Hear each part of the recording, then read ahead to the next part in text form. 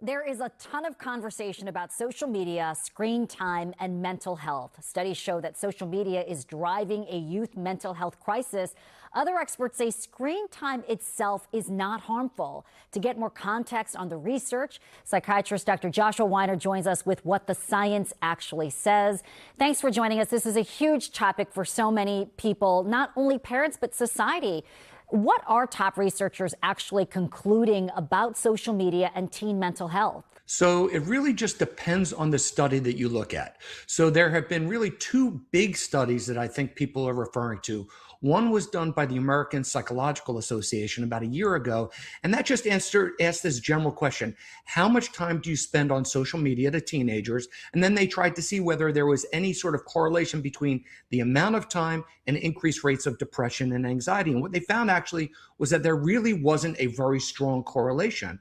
However, there was a more recent study that came out in JAMA, Journal of the American Medical Association, that found when you ask more specific questions about the way kids were using social media, that's what then showed that there was more of a negative correlation between social media use and mental health.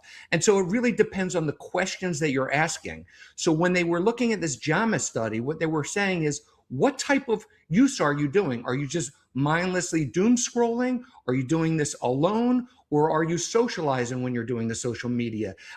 Is this social media use getting in the way of your sleep, etc.? So there are numerous things that were looked at.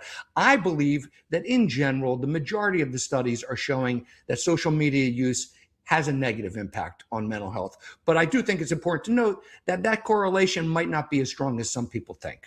And we know we have to monitor our kids, the content, as you're saying, in social media and what they're using it for, because it can be harmful. What's the scientific evidence behind this, Dr. Weiner? Well, so it boils down to the way they're using it. Also, the kids, right? So if you have a child or a teenager who's doing well in life, they're feeling good, and they tend to be on a lot of social media, that's going to be a little different than somebody who's already starting out with a little bit of depression or anxiety. Those are more vulnerable kids. They're going to have a tougher time with it. So a few things to highlight. One is going to be, if you're using social media and it's getting in the way of your sleep, we know how important sleep is. That's going to be a negative factor. If you're a victim of cyberbullying, not good. If you're going on social media and all you're doing is constantly doing social comparisons and feeling bad about yourself, we know that that's going to be a horrible thing for you.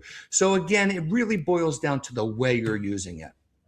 And we know there's been also debate about whether these negative effects about social media have been blown out of proportion. It's too much. Can you give us some insight into the realities here? Yeah, I mean, so there's a well-known book called The Anxious Generation. This was by an NYU professor, Jonathan Haidt, and he sort of attributes a lot of the problems that we're seeing with today's young people with anxiety and depression to social media. You have some other top researchers who say, well, maybe that's a little bit overblown. You know, my personal view and what I've seen in my experience is that there is a negative effect. I think there's going to be some people where it really has an intensely negative effect, others where it's a little less negative. But look, I think all you have to do is have some common sense when it comes to this stuff, right? I mean, if you just spend hours a day and you're doom scrolling, we all know how that feels when we do it. It doesn't feel good. We all know that it's better to be engaged with other people, to be socializing with people, ideally in person, getting outside, exercising, moving your body. It's just common sense in many ways. Yep. Important information for parents out there. And it's a tough situation, as you said. Thanks so much, Dr. Joshua Weiner. My pleasure.